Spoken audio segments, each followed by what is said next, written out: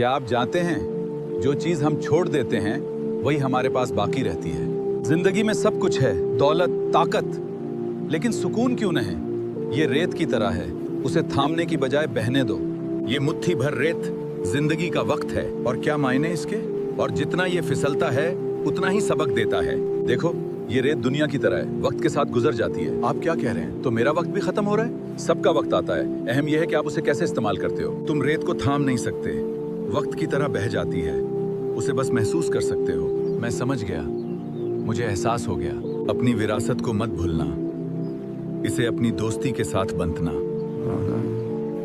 मैं वादा करता हूं, जिंदगी का ये नया बाब एक सुकून है।